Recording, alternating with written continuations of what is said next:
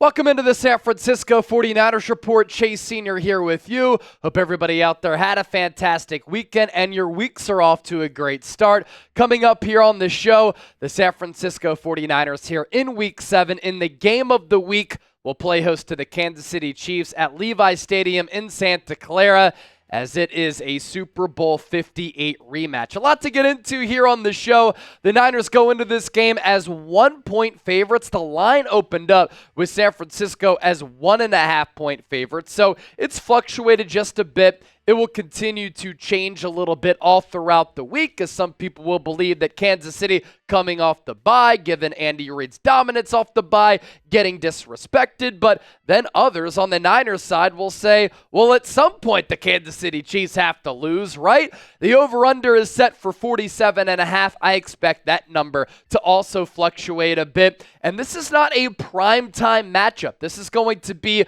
the Fox game of the week in that late afternoon Eastern window. And of course on the West Coast, the early afternoon window. Kickoff is 4:25 p.m. Eastern, 1:25 p.m. Pacific there at Levi Stadium in Northern California. Patrick Mahomes, as an underdog, has always fared very well in these spots. Throughout his career, he sports an 11-1-1 record against the spread. Before we really preview this game, and we have so much to talk about here on the show, including a rehash of what happened back in February in Las Vegas, if you're a Niners fan and you hate the Kansas City Chiefs, it is revenge week.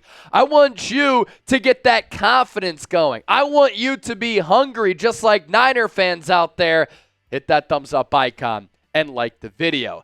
As we rehash Super Bowl 58. I didn't want to have to do this to the people, but for the purpose of this show, we had to. I posted a question on my X page and on Instagram. Have you gone back to rewatch this game, or at least looked at the highlights and the tape? A lot of people have said I can't bring myself to be subjected to that pain once again.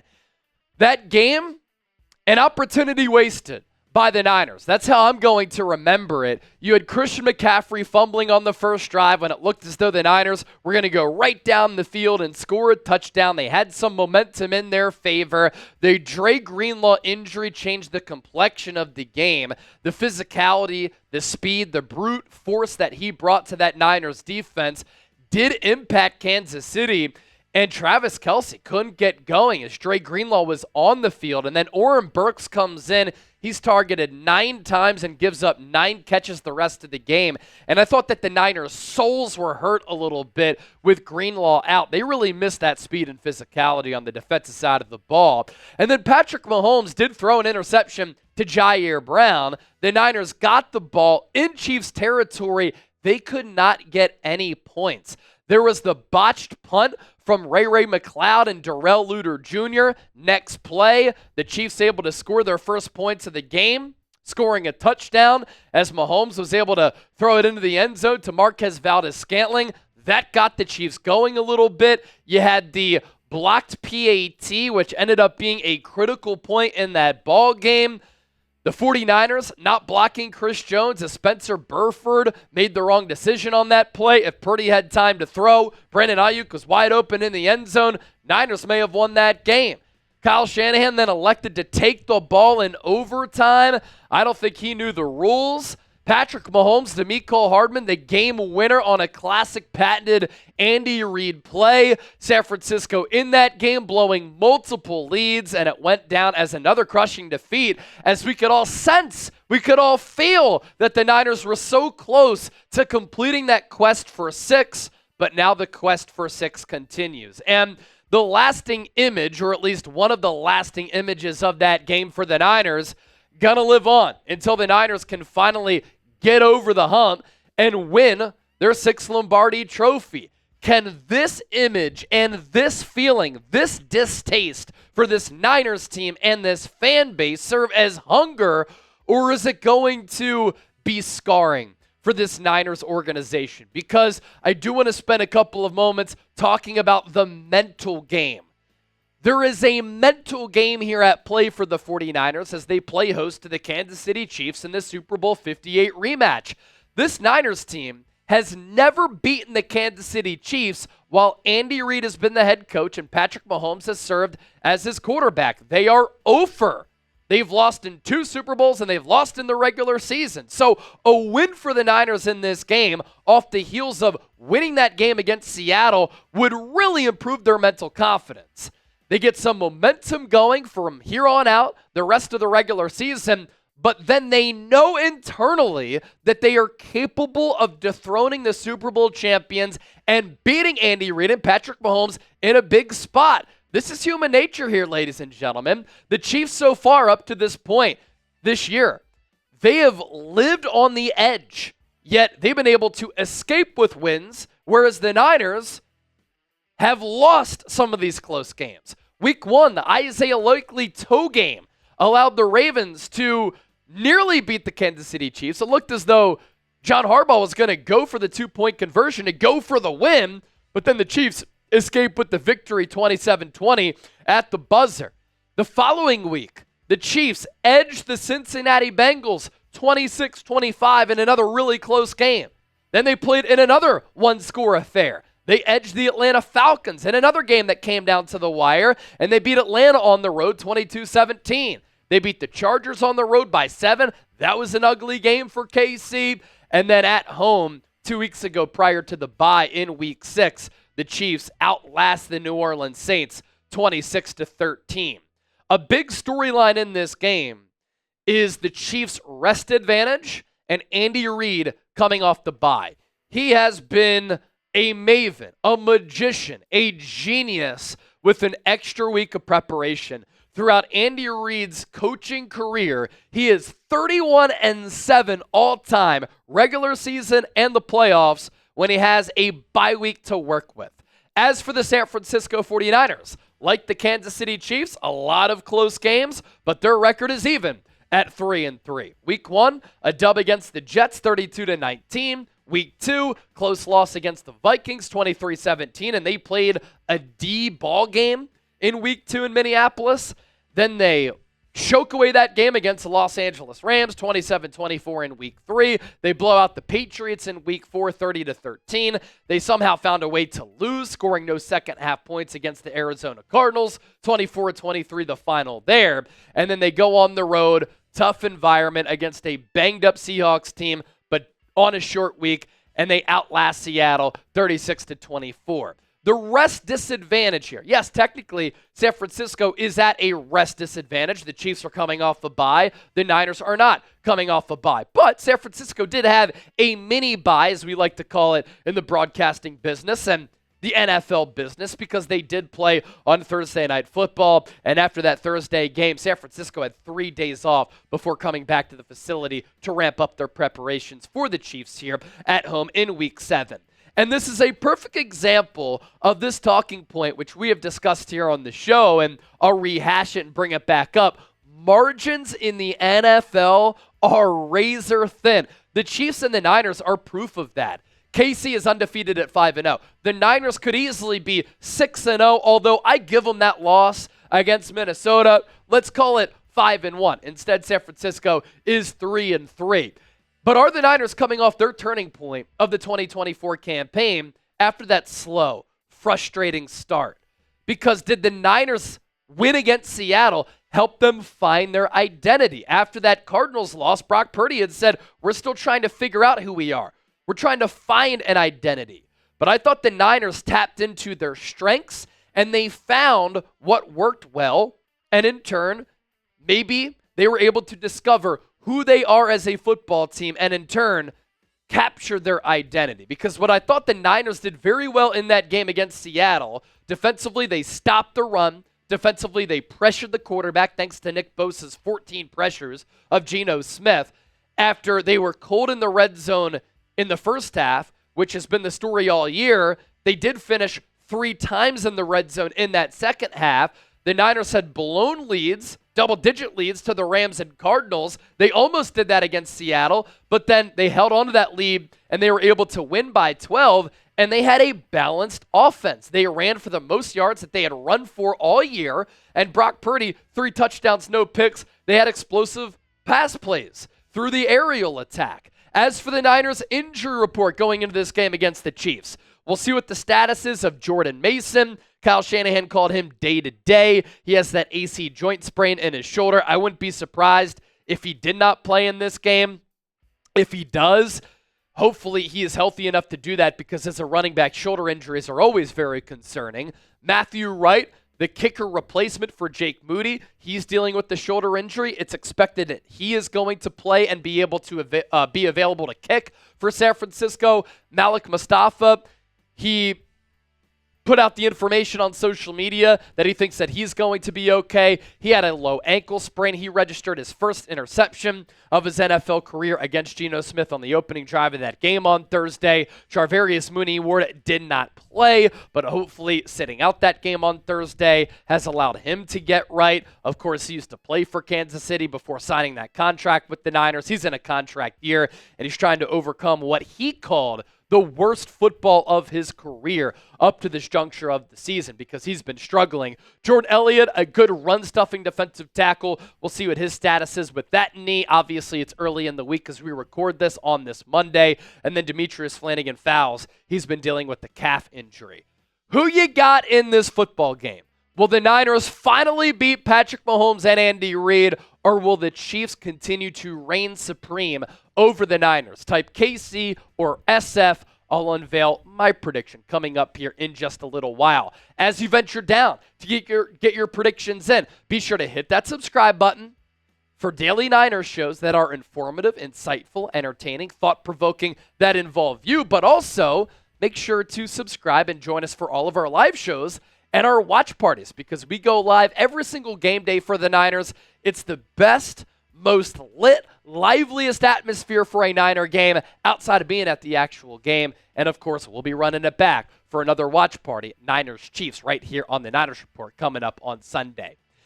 Today's show sponsored by our friends at Game Time. If you want to go to this game, make sure you download the Game Time app. It's the best app in the ticketing marketplace and the only app that I use, because they specialize in last-minute tickets at the lowest price guaranteed. I'm a very busy guy. During the football season, I'm working 6 to 7 days per week. Sometimes I can't plan for things well in advance, but when I want to do something, I want to do something. And that's how the Game Time app really helps me, because prices drop as the event gets closer. You can see the view from your seat before you buy, so you know exactly what to expect when you arrive. And you look at the photos here, you get the vantage point and the price point from what you'll be seeing and what you'll be paying for at your specific seats. Plenty of tickets available for Chiefs-Niners or Niners games the rest of the year, whether they're on the road or at home. But thanks to Game Time Picks, this is not just an app for sporting events. You can go to concerts, you can go to comedy shows, theater events, and much more.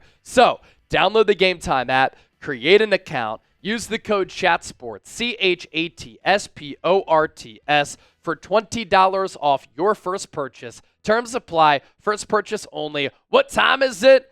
Game time. My keys to the game for the San Francisco 49ers to take down the Kansas City Chiefs and exact revenge on the Chiefs for losing Super Bowl 58 in Las Vegas back in February. Number one, there is mental doubt for this Niners team. Human nature starts to creep in when you can't beat an opponent. Patrick Mahomes and Andy Reid have owned Kyle Shanahan and the San Francisco 49ers. The Niners have never beat Andy Reid and Patrick Mahomes. And let me liken this to a real-life situation. Imagine getting denied date after date after date after date. At some point, you start to lose confidence in yourself. For this Niners team, they've never been on the winning end of beating the Chiefs while led by Reid and Mahomes. So if they're able to win this game, it is a big, big weight off of their shoulders. Key to the game number two. The 49ers have to stop the Kansas City Chiefs in the red zone. All 5 of the Chiefs' opponents so far this year have been able to do that, because Kansas City, like San Francisco, has really struggled in the red area. The Chiefs are 29th in red zone scoring percentage.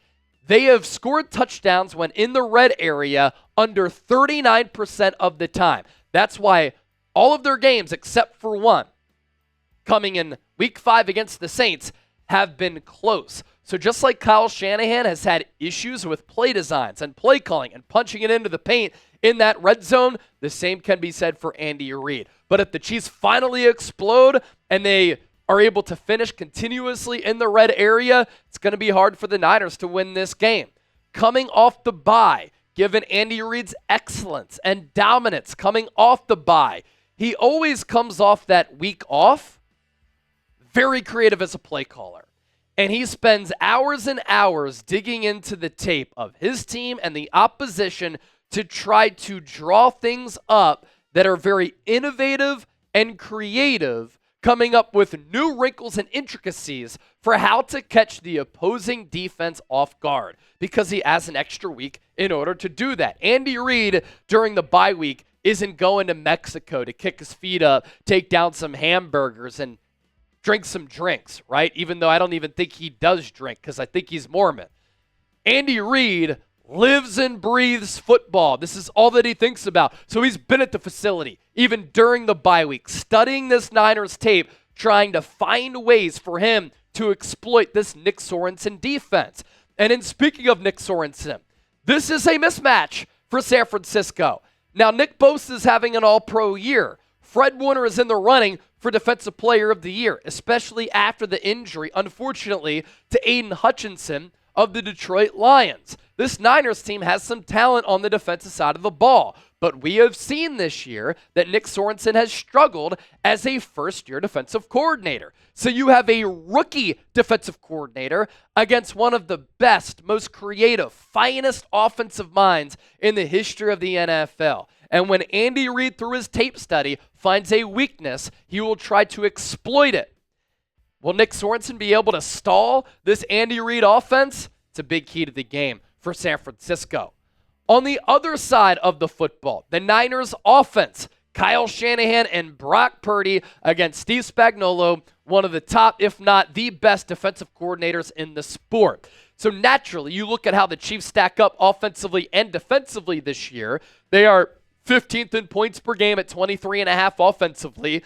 And a big reason for that is because they can't capitalize in the red zone, but they're 11th in yards per game at 354.5. So they've had no issues with moving the football. They are 14th in yards per play at 5.5, about middle of the pack in the NFL. 9th on third downs at 42.5%, an area where the Niners defense has struggled to get off the field.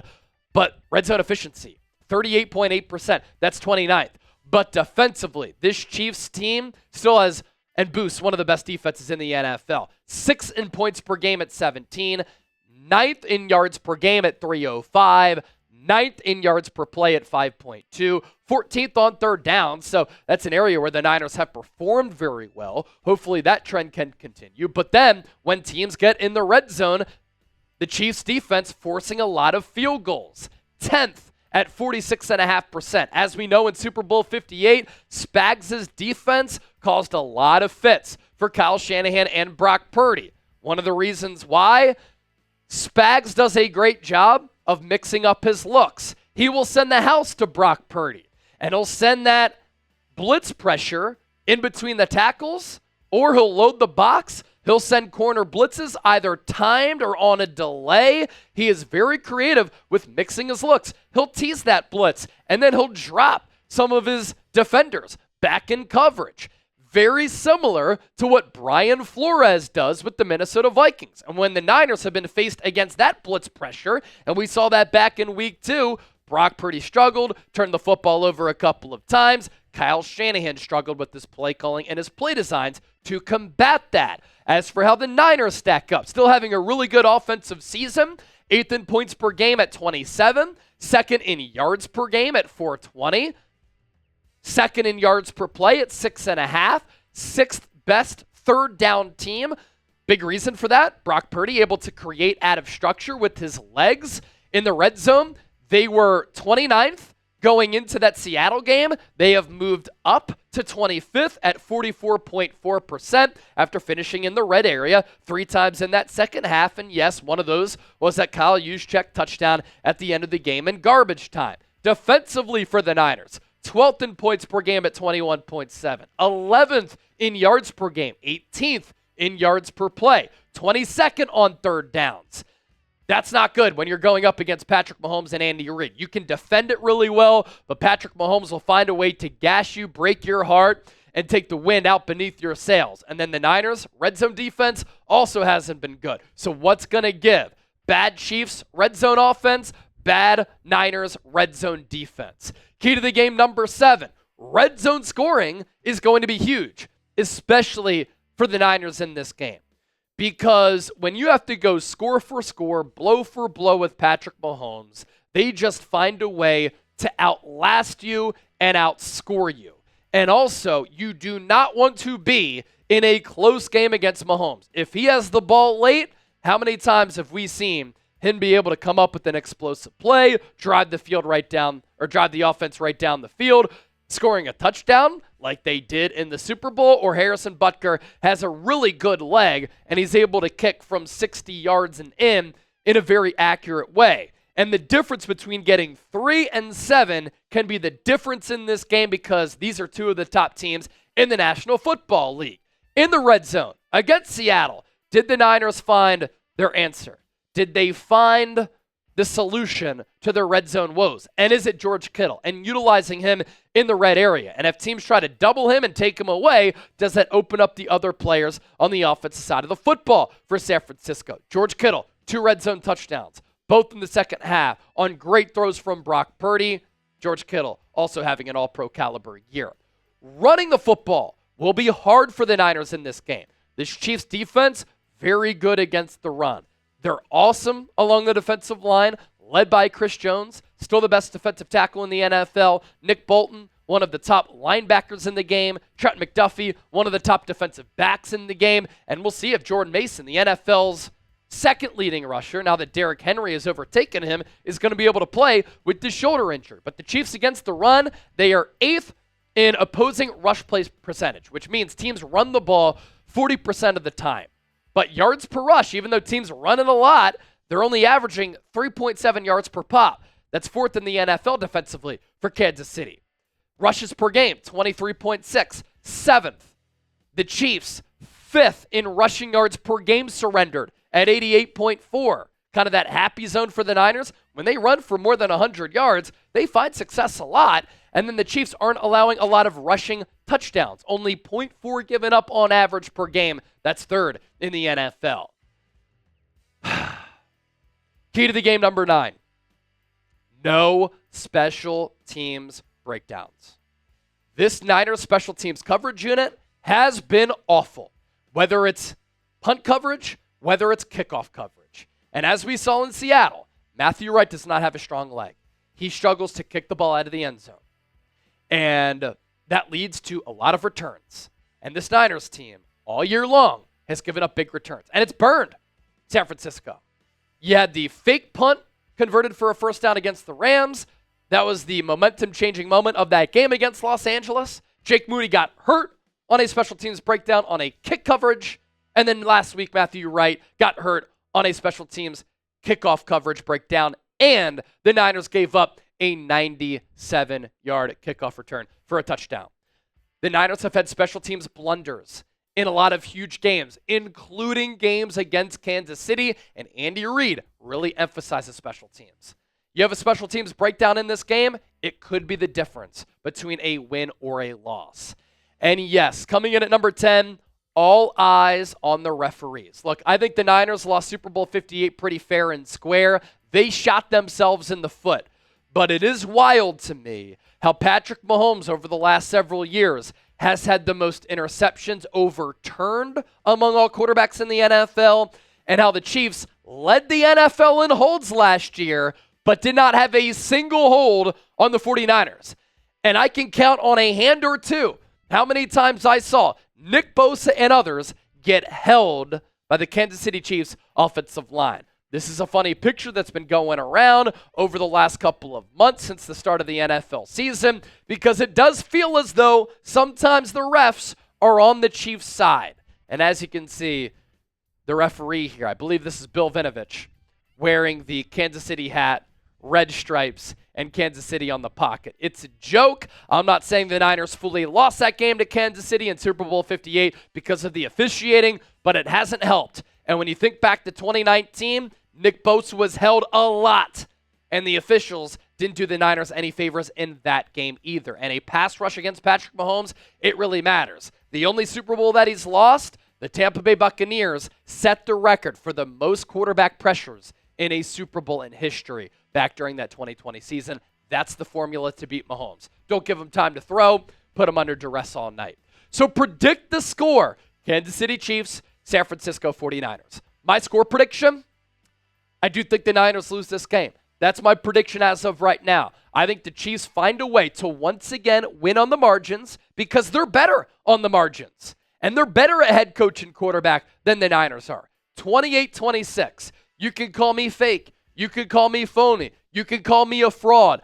I want the San Francisco 49ers to prove me wrong. I hope they win this game. I hate the Kansas City Chiefs with every ounce in my being. They are my daddy. They keep me up at night. They drive me nuts. But until I see the Niners actually beat them because they've never been able to do it under Reid and Mahomes, I have to go with KC.